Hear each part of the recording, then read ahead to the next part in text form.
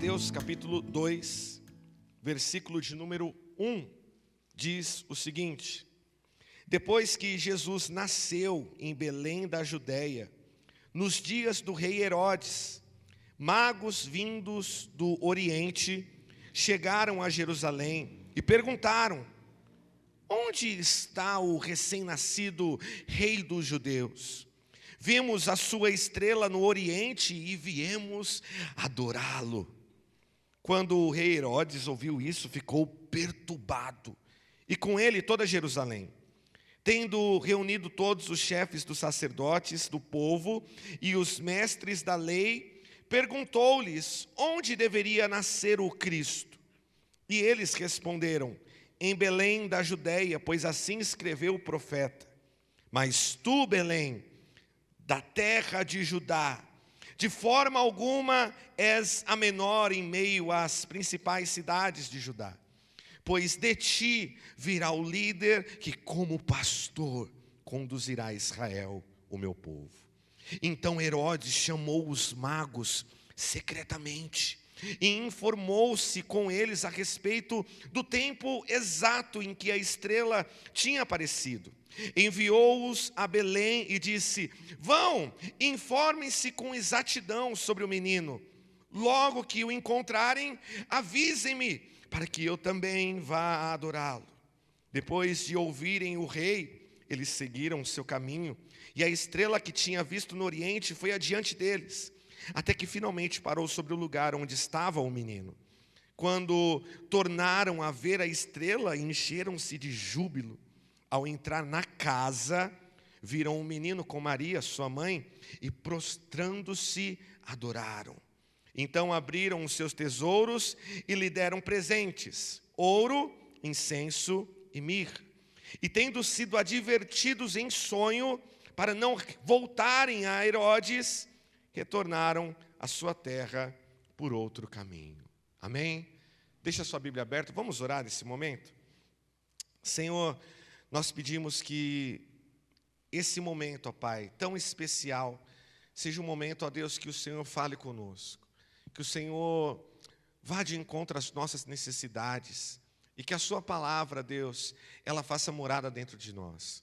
Abra, Senhor, os nossos ouvidos, quebranta, Senhor, o nosso coração, ilumina a nossa mente e nos faz, Senhor, entender aquilo que o Senhor tem para nós nessa noite, em nome de Jesus. Amém. Em casa, na minha casa, vez ou outra acontece uma situação que é um tanto comum, e eu acredito que é um tanto comum em alguns lares. Acontece de que quando, sei lá, eu chego do serviço, ou eu estou em casa à noite e a minha esposa Roberta está assistindo uma série, está diante da televisão assistindo um filme, acontece de eu parar o que eu estou fazendo, olhar para a televisão, e eu não sei se isso acontece na sua casa, e aí eu começo a tentar adivinhar se a série que ela está assistindo é boa ou não, de acordo com os personagens. Ela ama isso, ainda bem que ela não está aqui hoje, ela está lá na escolinha. Mas ela ama, porque eu fico assim, essa é a mocinha, né? Esse é o vilão. Ah, sabia que a mocinha tinha um caso com o vilão. Ela fala assim, não era mais fácil você sentar e assistir desde o início? Eu falo, não, eu estou entendendo, calma que eu vou chegar lá. E aí ela fica com mais raiva ainda quando eu acerto. Ela fala, não, mas já sabe o que vai acontecer? Eu falei, está na cara. E eu fico ali, aquele é o meu momento de decidir se eu paro mesmo e sento e assisto, ou você fala, quer saber, eu vou continuar. Normalmente é um dorama, né? Aí, ó, a Luísa já ficou mal ali, a Júlia também já está calma, irmãs, tá bom? Mas normalmente, será que vale a pena gastar meu tempo e assistir isso? Mas eu fico nisso aí, eu fico tentando acertar pelos personagens. Diante de nós temos uma ótima história, uma boa história. Talvez uma história um pouco confusa para alguns, porque a gente está falando sobre o nascimento de Jesus e do nada aparecem magos, e a galera está alegre, daqui a pouco está preocupada. É uma história confusa talvez para algumas pessoas, mas é uma história essencial para aquilo que Mateus ele se propõe a escrever. É uma história belíssima e uma história muito profunda. E antes da gente compreender a história, eu quero fazer isso com você. Eu quero te apresentar os personagens dessa história. Aí sim você vai entender a profundidade daquilo que Mateus escreve aqui. Então, eu quero te apresentar o primeiro personagem, o rei Herodes. Herodes o Grande. Preste atenção, eu sei que às vezes esse momento que a gente está olhando para a história, para o contexto, pode ser um pouco chato, mas se você prestar atenção em tudo que eu vou te falar agora, não só vai te ajudar a compreender o sermão de hoje, como vai te ajudar a compreender o sermão da semana que vem. Amém? A gente precisa ter em mente que nesse período aqui, que tudo que está acontecendo, tem acontecido num período em que o Império Romano havia expandido a sua dominação em várias terras, e a Judéia, aqui onde Israel está, onde o povo de Deus está, era uma região estratégica. Até hoje é uma região estratégica, e nos tempos passados sempre foi uma região estratégica, principalmente quando você sai ali da Europa para você ir para a África. E uma das coisas mais importantes para Roma, para o Império Romano, era manter a estabilidade política. Eles chamavam isso de Pax Romana. A instabilidade política era o quê? Eles faziam de tudo, eles dominavam uma terra e faziam de tudo para que nesse lugar que eles dominaram, o povo não se revoltasse. Não houvesse guerras, não houvessem revoltas, não houvessem revoluções. É como se o Império Romano dominasse o manda aqui e eles não quisessem que houvesse barulho, não quisessem que houvesse loucura, essa bagunça toda. E como que eles faziam isso? Eles nomeavam governadores, eles nomeavam prefeitos, reis que comandavam aquele lugar como gerentes de Roma. E esses governadores, e esses prefeitos, e esses reis, eles tinham a obrigação de manter aquele lugar em paz, e tinham também a obrigação de serem fiéis a Roma. Aqui, diante de nós, temos Herodes.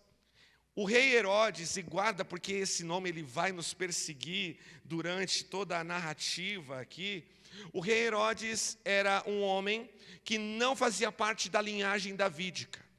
Ele não era um rei que tinha por direito o direito ao trono. Ele não tinha o direito ao trono.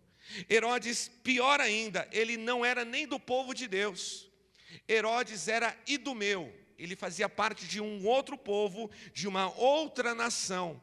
No entanto, Herodes tinha boas relações com Roma. Herodes era um cara que sabia agradar. Herodes era um bom político. E por isso, no ano 40 antes de Jesus nascer, Herodes é nomeado por Roma como o rei dos judeus. Guarde essa informação. Estamos falando de um homem que não faz parte do povo de Deus, de um homem que não é judeu, ele se converte ao judaísmo só ali por diplomacia mesmo, só por questões políticas. Ele não fazia parte do povo da aliança e ele agora é nomeado o rei dos judeus. Imagine como para um judeu daquela época, que era zeloso por aquilo que Deus confiava ao povo, ter um rei que nem judeu era. Só que a gente precisa entender um pouco mais e se aprofundar um pouco mais na vida de Herodes. Calma lá. O historiador Flávio Joséfo, que é um importante historiador, ele descreve Herodes como um homem capaz, ele descreve Herodes como um homem astuto e descreve Herodes como um homem cruel. Herodes era capaz porque ele governava com eficiência. Herodes construiu cidades, Herodes ergueu teatros, fortalezas. Lembre-se, ele não era judeu, então ele não tinha muita popularidade com os judeus. Então o que ele faz? O povo não gosta muito de mim, ele faz o que todo bom político faz. Ele olha para o templo, aquele templo de Zorobabel. Lembra, a gente fez uma série aqui nesse ano, falando de quando o povo retorna do exílio da Babilônia e constrói um templo mais simples, mais singelo. É esse templo. Herodes olha para esse templo e, querendo a aprovação do povo, o que ele faz? Ele começa a embelezar o templo de Deus, com a desculpa de que está agradando a Deus, de que está servindo a Deus, mas, no entanto, ele só está fazendo isso por politicagem. Então ele embeleza o templo, ele enche de ouro, ele torna o templo um pouco maior, constrói novas áreas do templo. Herodes era um homem capaz. Só que Herodes também era um homem astuto, porque ele sabia manipular as alianças políticas. Herodes sabia lidar muito bem com Roma. Ele sabia aplacar e ele sabia negociar quando alguma revolta acontecia. Herodes usava o seu poder, usava a sua inteligência, usava aquilo que ele tinha para garantir a estabilidade e o prestígio. Até agora você fala assim: Alex, isso é como todo político brasileiro quase.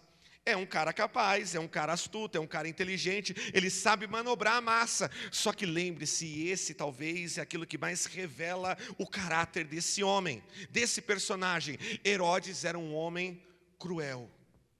Herodes era um homem cruel, ele era obcecado pelo trono, ele era obcecado pelo poder. Herodes eliminava, e eu estou falando de eliminar, de matar mesmo. Herodes eliminava todos aqueles que representassem algum tipo de ameaça para o seu poder. Buscando diplomacia, Herodes se casa com Mariana, que fazia parte da realeza judaica, da nobreza judaica. Quando a família de Mariana, que era judaica, começa a ganhar simpatia do povo, o que Herodes faz? Ele manda matar todos da família da esposa dele. Ele manda matar o avô, ele manda matar o cunhado. O cunhado de Herodes, ele manda matar afogado, só porque o povo começou a gostar dele. Ele com medo, talvez, de começar uma revolta e do seu cunhado tomar o seu trono, ele manda afogar o seu cunhado. A loucura, a paranoia de Herodes era tanta que, em certa ocasião, Roma chama ele de volta para prestar contas das loucuras que ele está fazendo, do tanto de gente que ele está matando, das coisas que ele tem feito. E quando ele vai para Roma, ele deixa avisado: se eu morrer em Roma, façam o seguinte, matem a minha esposa. Porque não faz sentido eu ir para Roma, morrer, e essa mulher que ele amava. A história diz que ele amava Mariana. Olha lá, se não amasse, né? Se eu morrer, então mate ela. Eu não quero que ela assuma o trono. Quando ele volta, no final das contas, ele não morre, a esposa descobre isso, trata ele com frieza, e no final ele mesmo manda matar a esposa, quando ele volta. Pior, esse homem, ele delirava tanto por causa do poder, que ele manda estrangular os seus 2 filhos, Alexandre e Aristobulo. Aristobulo, isso, um bom nome para você colocar no seu filho. Só porque ele criou na sua cabeça uma falsa conspiração, e ele manda matar os seus 2 filhos. Era tamanha a crueldade desse homem, que o imperador romano, César Augusto, o imperador que todos prestavam honra, que todos temiam, o imperador, sabendo daquilo que ele fez com os filhos, sabendo daquilo que ele fez com a família, ele diz: é mais fácil, é muito melhor ser um porco de Herodes, ser um animal de Herodes, do que ser filho de Herodes.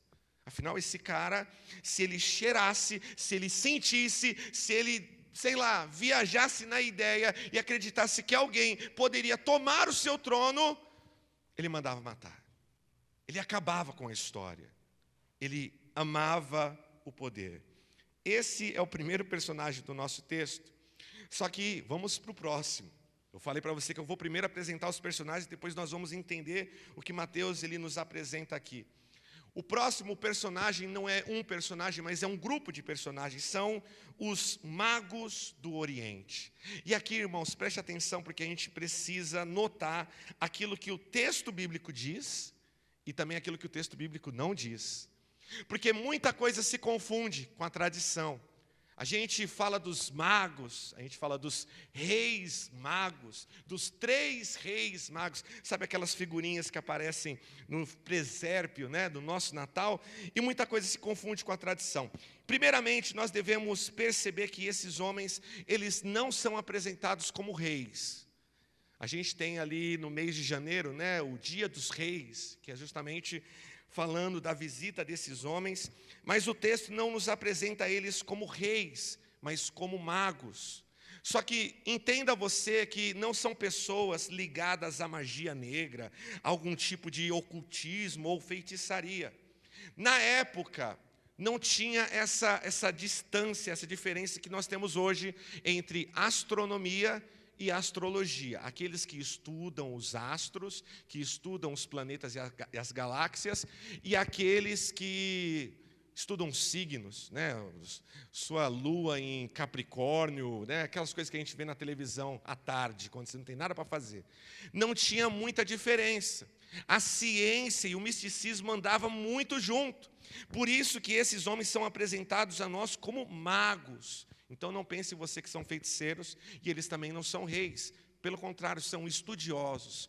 Homens que observam, e isso acontecia muito no Oriente naquela época, pessoas que observavam os astros, observavam as estrelas, e assim tinham algumas respostas, ou buscavam obter alguma resposta.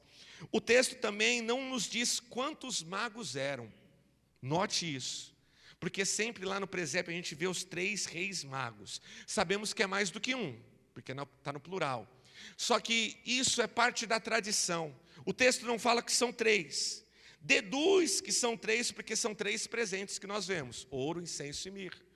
Mas certamente, sendo homens importantes, que cruzam o Oriente e vão até Jerusalém, não faz muito sentido esses homens andarem sozinhos, sendo tão importantes, possuindo tantos tesouros. De verdade, para mim faz muito mais sentido que nós estamos falando aqui de uma comitiva. Estamos falando de mais do que 3 homens. Porque quando eles chegam em Jerusalém, a cidade já para e a cidade já começa a prestar atenção. São tão importantes e chamam tanto a atenção que o rei chama eles para conversar. Não eram qualquer pessoas, e não era uma coisa que poderia passar desapercebido. Logo o texto não fala que são reis, logo o texto não fala que são 3, e por fim, o texto deixa claro, e isso também faz parte daquilo que Mateus se propõe. O texto deixa claro que eles não faziam parte do povo de Deus. O texto diz que eles eram homens que viajavam do Oriente e vieram até o lugar onde o rei dos judeus nasceu. Aí na história você vai ver estudiosos falando que eles vieram da Pérsia, alguns vão falar que eles vieram da Babilônia. A tradição cristã vai falar que um veio da Grécia, outro veio de não sei de onde. A gente não sabe muito bem de onde eles vieram do Oriente. E eles vieram adorar o rei dos judeus. Logo, estamos falando de homens gentios. Não estamos falando de homens que tiveram a revelação, o Antigo Testamento. Não estamos falando de homens que estiveram no pé do monte quando Moisés tomou a lei. Não estamos falando de homens da aliança de Deus. Estamos falando de homens fora do povo de Deus, que vieram de longe, de uma viagem árdua, de uma viagem longa, por que não dizer de uma viagem perigosa, para conhecer aquele que a profecia falava. E de alguma forma eles souberam da profecia de que em Belém haverá de nascer o rei dos judeus. E então a gente chega no último grupo, para você ficar feliz. O último grupo, esse grupo, ele aparece de maneira breve no nosso texto, mas ele cumpre um papel central em toda a narrativa do Evangelho de Mateus. São os religiosos da época. Então a gente tem Herodes, a gente tem o grupo dos magos, e agora a gente tem o grupo dos religiosos.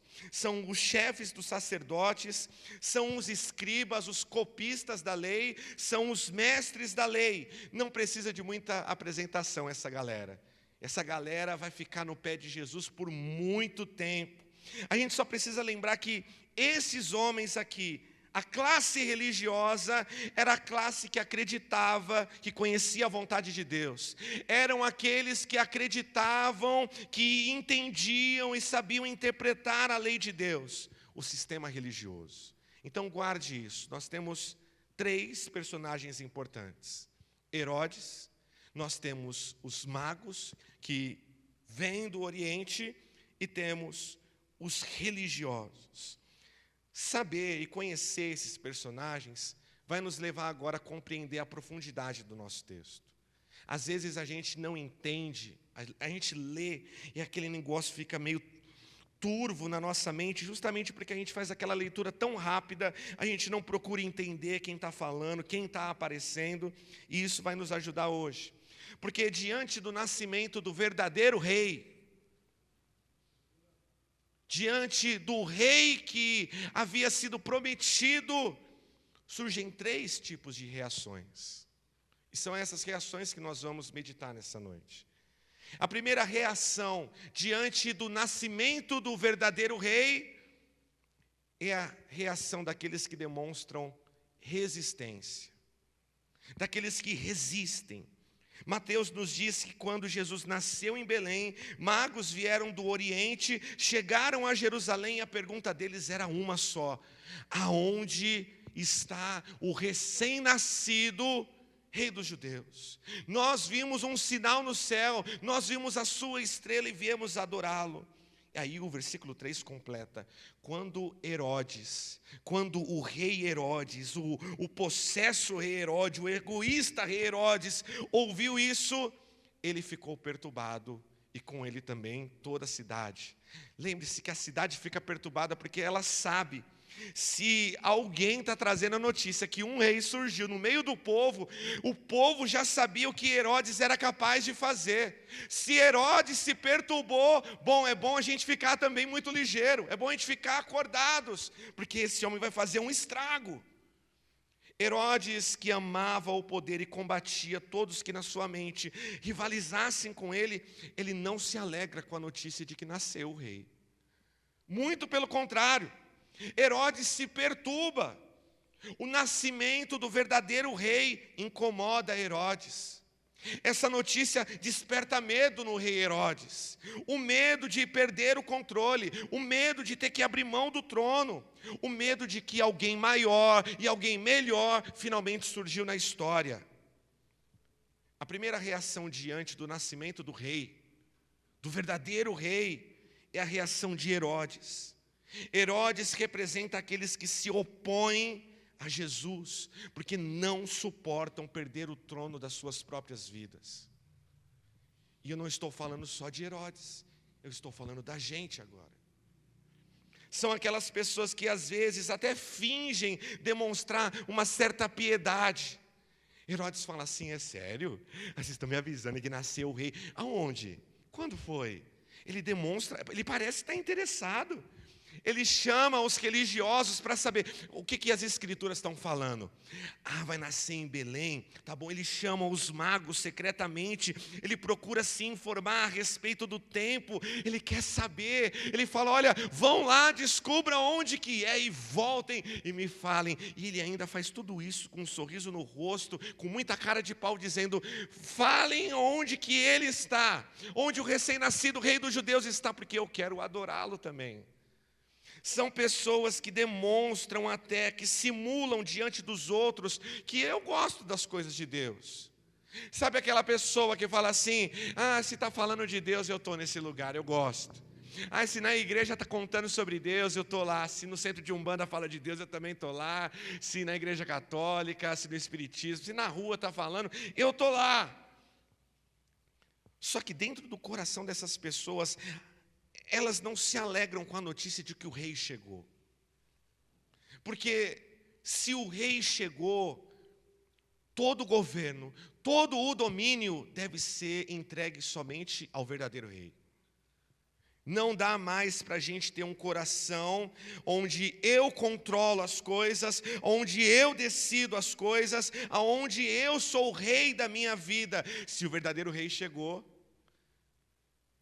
eu preciso render tudo a ele. O primeiro tipo de reação são daquelas pessoas que, quando o evangelho confronta, que quando o evangelho nos sacode e nos chama para si, são pessoas que tentam eliminar de todas as maneiras aquilo que ameaça o domínio do controle das nossas vidas. É Deus falando: solta o volante que agora eu que dirijo. Você fala: não, pode deixar que eu sei o caminho.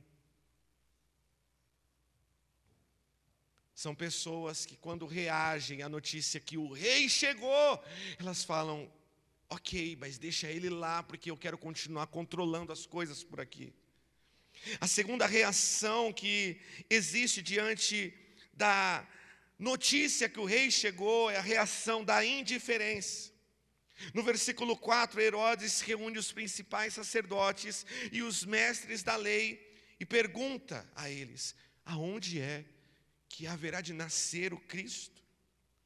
E os sacerdotes prontamente, os religiosos prontamente, rapidamente chegam com a resposta e diz: em Belém da Judéia, pois assim escreveu o profeta.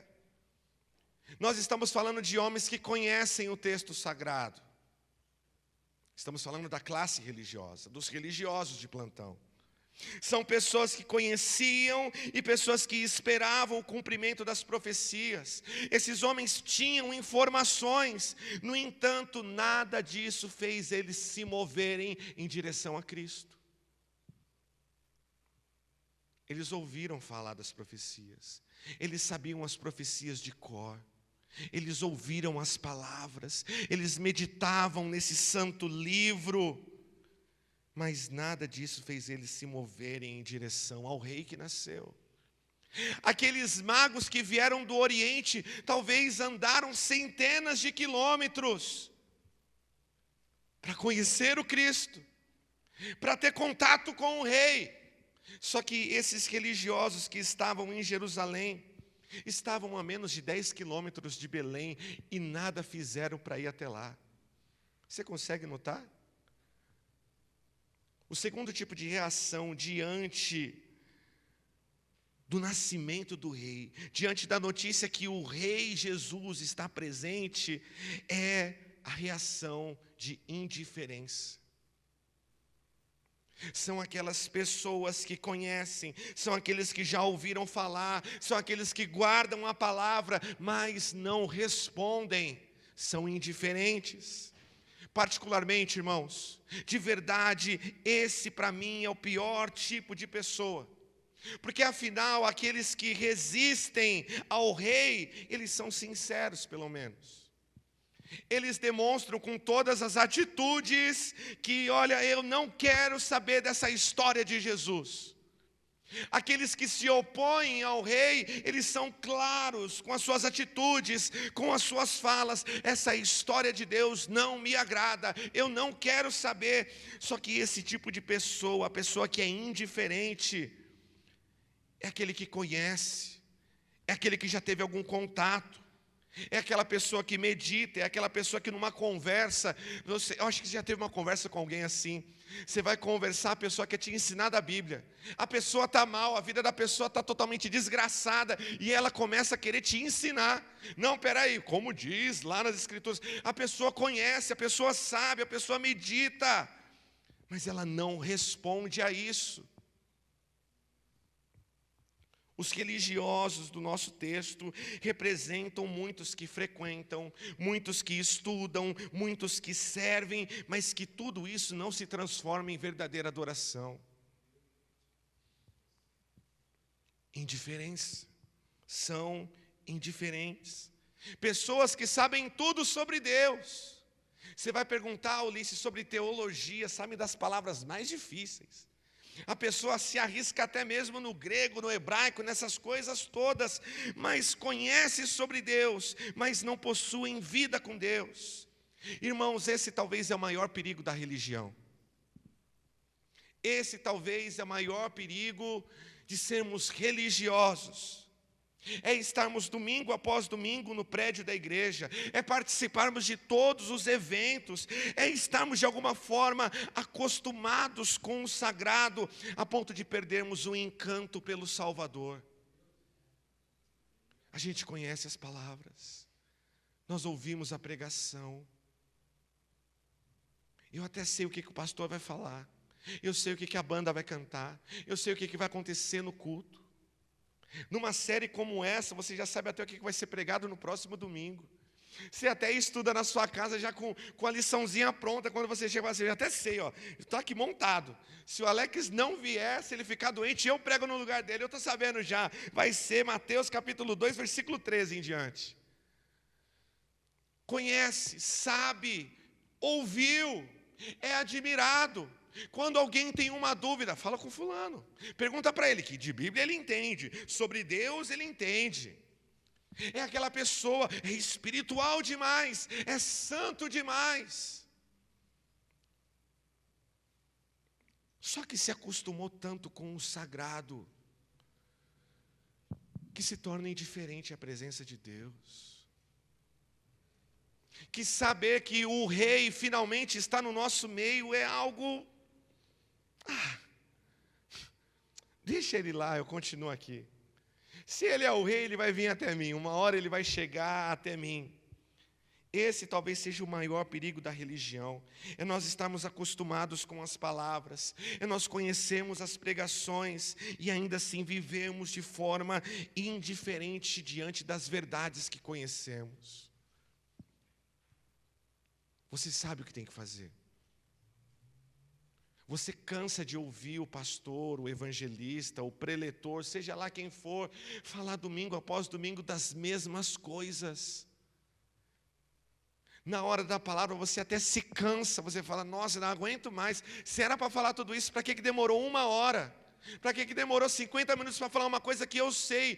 Porque certamente, se Deus ele tem movido-nos a falar, é porque muitos não respondem.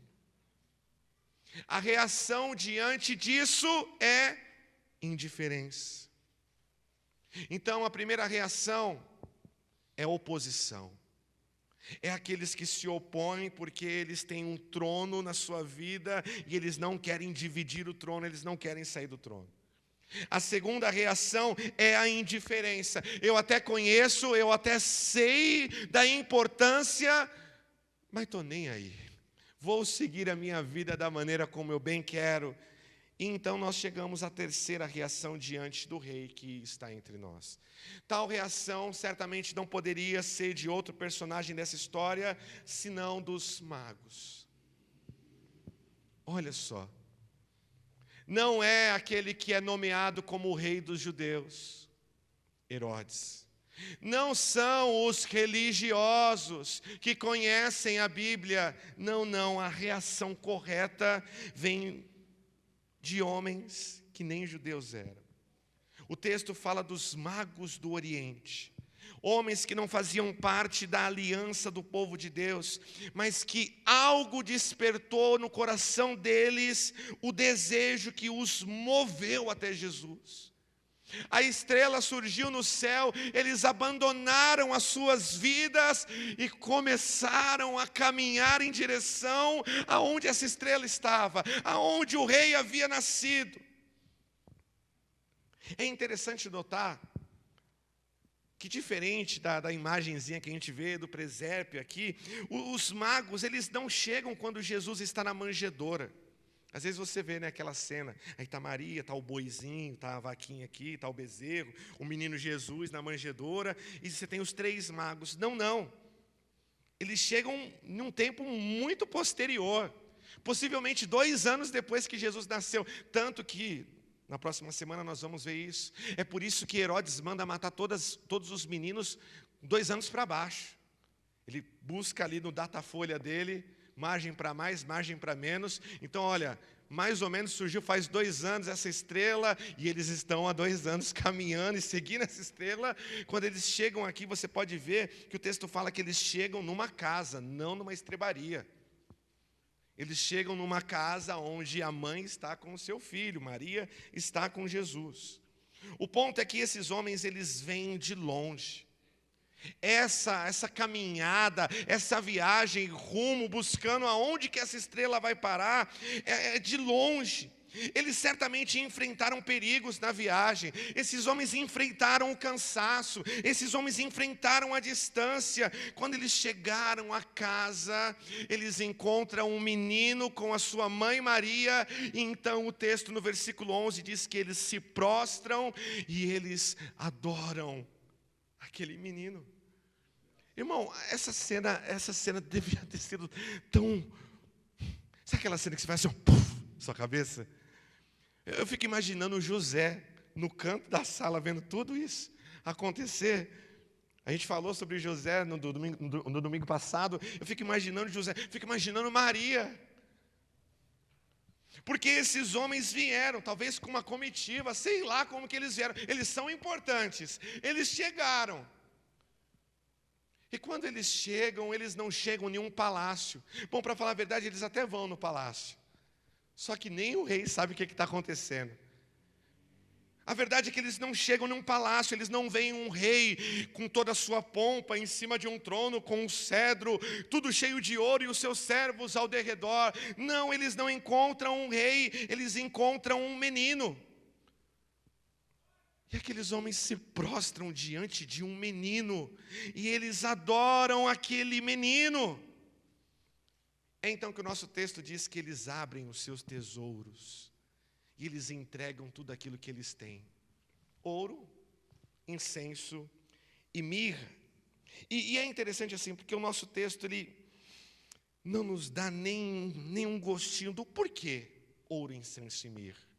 Só que a história da igreja, a interpretação na história da igreja entende, e tem algumas interpretações, e talvez uma das mais belas é a interpretação de Orígenes, lá do século II, que ele diz o seguinte: ouro, incenso e mirra. Ouro, porque é entregue como presente ao verdadeiro rei. Nessa época, como que você presentearia um rei? Aquele que tem tudo. Lembra quando a rainha de Sabá chega a Salomão, o que ele presenteia a ela? Com ouro, com especiarias, com pedras preciosas. Ouro, porque esses homens estão entregando e presenteando o verdadeiro rei. Incenso, porque isso é o que se entrega a Deus. Tanto no tabernáculo de Moisés, quanto no templo de Davi, de Salomão, de Zorobabel, os sacerdotes, eles queimavam incensos ao Senhor. Ouro para o verdadeiro rei. Incenso para aquele que é verdadeiramente Deus. Só que tem um presente que destoa de todos os outros, que é a mirra. Mirra era uma substância utilizada no sepultamento, na hora da morte das pessoas. Na preservação ali do corpo, quando ele era colocado no sepulcro. Olha que loucura, como que esses homens levam um presente de morte para um rei que acabou de nascer? A verdade é que esse presente também aponta para algo. Ouro aponta para o fato dele ser verdadeiramente rei. Incenso aponta para o fato dele ser verdadeiramente Deus. E mirra aponta para o fato de que Jesus, no futuro, cumpriria na sua morte, na sua vitória na cruz. Na sua morte na cruz, isso. Aquilo seria usado para a sua morte. É claro que nós estamos falando que esse presente dos magos foi guardado. Alguns dizem que sim, alguns dizem que não. O texto não nos dá margem a isso. A verdade é que podem simbolizar isso. Mirra para aquele que iria morrer pelos nossos pecados um dia. Para o verdadeiro rei, para o verdadeiro Deus. Esses homens, eles se prostram diante de Jesus, porque eles entenderam que o verdadeiro rei, ele não merece apenas reconhecimento. Porque é isso que muitos de nós fazem. Nós reconhecemos. É fácil você falar, Jesus é meu rei. É fácil nós cantarmos, coroamos a ti, ó Rei Jesus. Rei, rei, rei, Jesus é o nosso rei. É fácil você fazer tudo isso. Eles mostram que Jesus, o verdadeiro rei, ele não merece apenas reconhecimento, ele merece entrega. Não é apenas reconhecer que Jesus é o rei, não, ele também merece a nossa entrega. E a adoração desses magos não se limitou a palavras, a gestos externos. Olha, eu amo Jesus, hein? Oh, adorado seja o rei. Não se limitou a apenas gestos, não. A adoração desses magos ao menino Jesus, ao rei que nasceu, ela nasce de uma jornada árdua, ela surge de uma busca perseverante, ela se concretiza com uma entrega total. Aqueles homens viajaram quilômetros, passaram perrengues em tudo isso, nesse trajeto, para quando chegar diante do rei, eles entregaram os seus tesouros.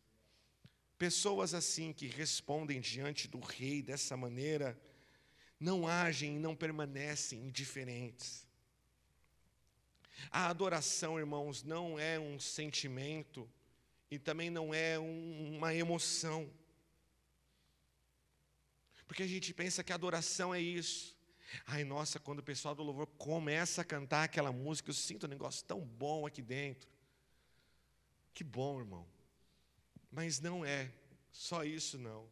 A adoração é a emoção, porque quando canta, eu começo a chorar, meu Deus do céu, e aí já mistura lágrima com ranho e aquela coisa toda, e o pessoal da mídia ama, porque o pessoal começa a tirar foto e filmar. Aqui, ó. O pessoal da mídia ama quando eu faço isso, eu interajo. Eu tô quebrando a quarta parede, a terceira parede, entendeu? Aqui é cinema, irmão. Absoluto cinema. Adoração não é só isso, irmão. Pode até ser, pode estar no meio de tudo isso. Adoração, irmãos, é colocar a sua vida à total disposição do Rei. Você imagina que esses homens são homens importantes. Você imagina que esses homens, eles largaram tudo em busca da onde que essa estrela iria parar e aonde que o rei dos judeus havia nascido. Adoração é uma entrega total, é estar à disposição do rei. E então o nosso texto, ele termina dizendo que depois desse encontro, esses homens novamente são guiados por Deus, agora em sonhos. Não é uma estrela que surge. E olha que legal, não sei se você percebeu, mas no começo do Evangelho de Mateus está aflorado isso, né? São sonhos que estão acontecendo a todo momento. Deus fala com José através de sonhos, Deus fala com os magos através de sonhos. No domingo que vem você vai ver que Deus fala novamente com José. Deus está falando, Deus está fazendo. E esses homens, eles recebem de novo um destino novamente de Deus, para que eles retornem à sua terra por outro caminho. O texto nos termina dizendo e nos mostrando que diante do verdadeiro rei nada pode ficar como estava antes. Eles não voltam pelo mesmo caminho, eles vão por outro caminho. Não dá para eles voltarem de novo para Jerusalém, se encontrarem com Herodes e fingir um falso desejo. Não, eles voltam por outro lugar. Diante do verdadeiro rei, nada pode ficar da mesma forma. O Evangelho, a boa notícia de que o rei finalmente veio e está entre nós, exige uma resposta. O Evangelho, a boa notícia de que o Rei finalmente chegou e está entre nós, exige de todos nós uma resposta. Diante de Jesus, é impossível você permanecer neutro. Não há neutralidade diante de Jesus. Não há neutralidade diante do Rei. Você não pode falar que é café com leite. Você não pode falar que não, comigo não está valendo. Não, deixa acontecer. Isso, vai acontecendo. Vou ver se for der certo eu entro lá na frente. Não dá para você ficar no banco de reserva vendo o jogo acontecer. Uma hora você vai colocar a mão no arado, uma hora você vai colocar o seu nome, uma hora você vai fazer. Não. Diante da notícia de que o rei finalmente veio e está entre nós, precisamos responder a isso. E respondemos a isso. Não pense você que não, Alex, eu não assumi nenhum compromisso. Engano seu, você já assumiu um compromisso e você que não está querendo externalizar. A reação de Herodes e dos religiosos da época ainda se faz presente nos nossos dias. Ainda existem aqueles que, como Herodes, resistem. São pessoas que, não é que eles não creem, eles creem. São pessoas que até talvez acham isso tudo loucura, esse negócio de ir para a igreja todo domingo, esse negócio de fazer obra, esse negócio de ler a Bíblia, de orar, de jejuar, é maluquice. Talvez eles não pensam isso. Talvez eles até sabem que de alguma forma isso é importante. Isso talvez é interessante, mas por não quererem abrir mão do poder e do trono das suas vidas, eles resistem. São pessoas que por causa do medo, são pessoas que por causa do orgulho, não desejam perder o controle. Não querem abrir mão do controle das suas vidas. Eu sei o que eu preciso, eu sei o que eu preciso fazer, eu sei o que eu tenho que... Não, eu não quero saber de alguém que vai entrar na minha vida e eu vou ter que ficar orando, seja feita a sua vontade. Não, eu quero que a minha vontade seja feita. Existem. E se você talvez pensa que não, talvez seja você essa pessoa, aqueles que resistem.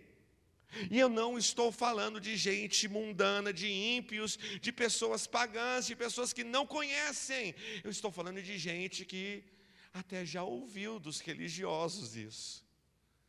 Mas que ainda assim, se eu puder saber onde que o rei está, que tal matar ele?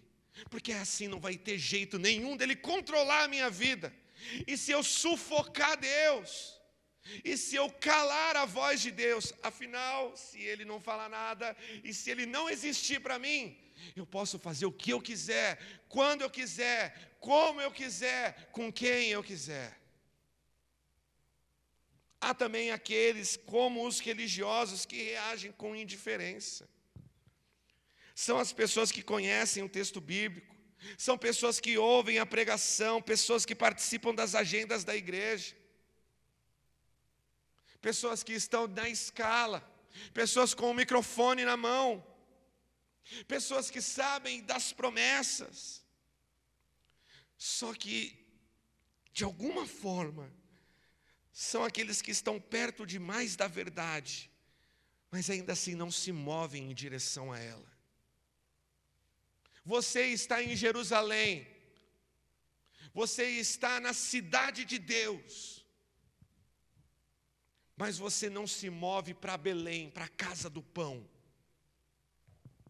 Você está aqui, você sabe daquilo que tem que fazer, aonde o rei está, mas você não se move ao rei. São pessoas que estão acostumadas com o sagrado. São pessoas que pecam em paz. Que tristeza, irmãos. Quando chegamos a esse ponto, aonde o pecado não nos causa mais nada. Quando você consegue pecar, e você consegue deitar a cabeça no seu travesseiro sem ter que orar, sem ter que se arrepender, porque para você isso foi indiferente. Triste é para aquele que se diz cristão poder pecar em paz. Triste é você poder viver a sua vida cristã, podendo fazer o que você quer e estando em paz com isso. Triste é você fazer e não ouvir mais aquela voz falando: olha como você tratou a sua mãe, olha só como que você agiu dentro do seu serviço, está errado. Triste é você poder fazer, você poder cometer, e você não ouvir mais aquela voz falando assim: cara, você precisa pedir perdão. Olha, você precisa parar de mentir. Olha, larga a pornografia, larga o adultério. Para de querer flertar. Não, você é casado, você é casada, e você já não ouve mais aquela voz, tudo agora é normal.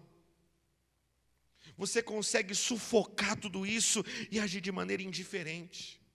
Triste coisa é, irmãos. Nos acostumamos com o sagrado, temos o livro sagrado nas nossas mãos, lemos o livro sagrado nos domingos, só que isso já não gera mais nada em nós. Cantamos música sobre o eterno e sobre o sagrado, só que isso não mexe mais com a gente. Você não chora mais. Nem aquele arrepio, nem um arrepio. Mas não, friozinho na barriga, não, acabou. As suas pernas já não tremem. Nós tivemos um curso sobre pregação aqui, eu lembro que eu falei exatamente sobre isso. Eu falei, irmãos, toda vez que eu subo aqui, as minhas pernas tremem. E falaram assim, vai ter um dia que vai não tremer. Eu falei, se ter esse dia, então que Deus me tire daqui, porque eu já virei um robô. Eu já sei como fazer, é só falar só. Já não há mais temor. A gente se torna seco por dentro, frios. A presença de Deus no ambiente, as pessoas são tocadas, e a gente sai da igreja falando, não, a culpa agora é da igreja, a culpa é que as coisas mudaram. Não, é que você se tornou indiferente, é que você se acostumou com o sagrado, é que você tem vivido perto demais, mas longe também ao mesmo tempo. Mas também há o terceiro grupo. E a esse terceiro grupo nós somos convidados a fazer parte. São aquelas pessoas que, assim como esses magos que vieram do Oriente, sem reservas, eles se prostram diante do rei. São pessoas que enfrentam o cansaço, são pessoas que enfrentam uma caminhada difícil, pessoas que depois de uma busca perseverante, e até mesmo sem compreender tudo, se rendem diante de Jesus em adoração e entregam tudo.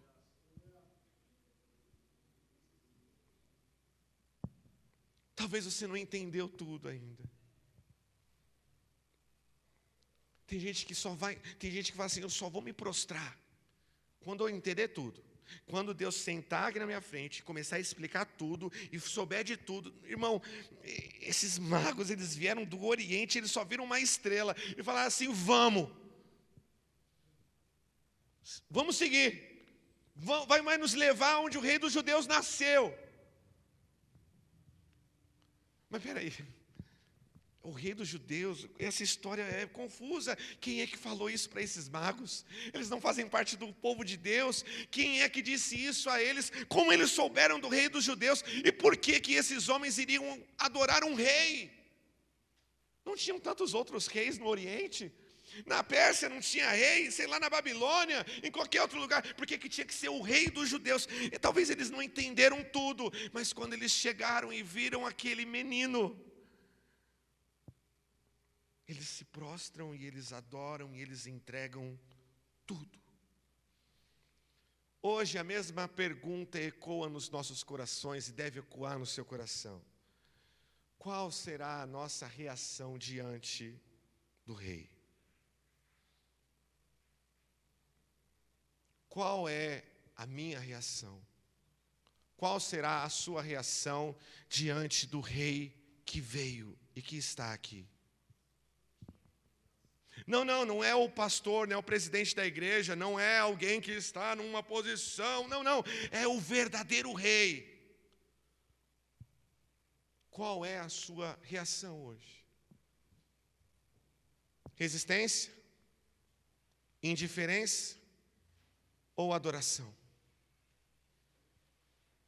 Irmãos, se aqueles magos, tendo um conhecimento limitado sobre quem Jesus era, eles estiveram à mercê de uma estrela que brilhava no céu e que mostrava um caminho, e eles fizeram tudo isso por Cristo. Presta atenção. Se esses magos, eles não sabiam direito quem Jesus era, eles sabiam só que era o rei dos judeus, não sabiam nem o nome, sabiam que era o rei dos judeus que estava para nascer, o recém-nascido rei dos judeus, não sabia o nome, não sabia onde que ele estava, não sabia quem ele era, como ele era, eles só tinham uma estrela e eles partiram à mercê do sinal de Deus para conhecer o rei. Eles fizeram tudo isso. Se eles fizeram isso, por que nós que somos altamente privilegiados, porque nós que temos a Bíblia, porque nós que temos a igreja, porque nós que temos pastores, temos pessoas que se preocupam conosco, pessoas que são muito mais claras e objetivas do que uma estrela que aparece no céu, por que nós não fazemos a mesma coisa? Se homens que tiveram conhecimento tão limitado foram capazes de deixar tudo e ir em direção a uma estrela que brilhava no céu para conhecer o rei dos judeus, por que nós que conhecemos a história toda? Não, a gente sabe que não acabou nenhum menino que nasceu.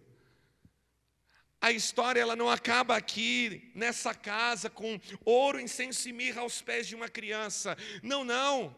A história continua. Esse menino cresce, ele é batizado nas águas do Jordão. Se torna um homem.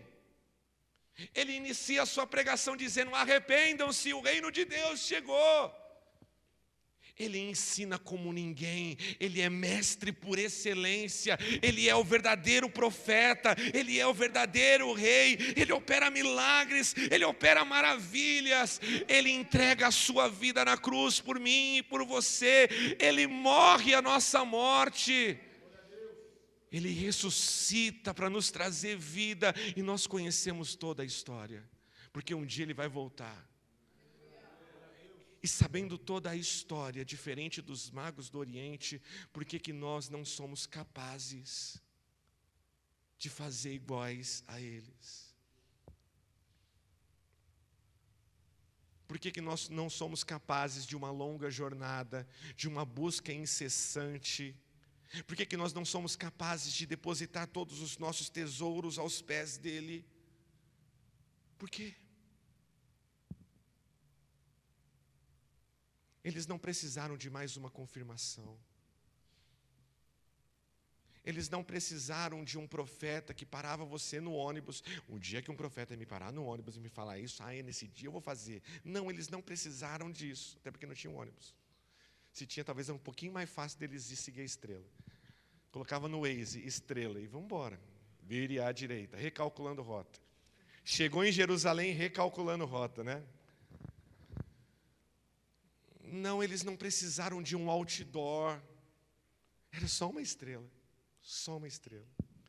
Talvez quando eles chegaram em Jerusalém, eles ouviram dos religiosos: não, tem uma profecia sim, que em Belém, de Judá, vai nascer. Eles falaram: é isso? Uau, verdade, tudo isso valeu a pena, vamos continuar. Por isso que quando eles saem aqui de Jerusalém, eles veem de novo a estrela, eles ficam alegres, eles entram em júbilo novamente. Espera aí, a estrela não nos deixou em Jerusalém, vai continuar até o final do caminho. Eles tinham algo tão limitado, algo tão pouco, e nós temos tanto. Todo domingo você tem 1 hora de pregação, você tem louvores que falam sobre isso. Você tem as quintas-feiras que nós aprendemos, e você pode perguntar e ter suas perguntas respondidas. Eles talvez tinham muitas e não tiveram respostas. Bom, para falar a verdade, eles tiveram resposta. Quando eles encontraram um menino, tudo ali se resolveu, tudo ali se respondeu. Irmãos, nos falta encontrar Jesus, de verdade.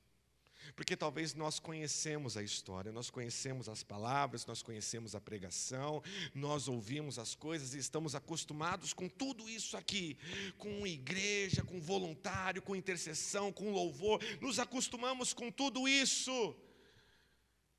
Só que nós não encontramos Jesus.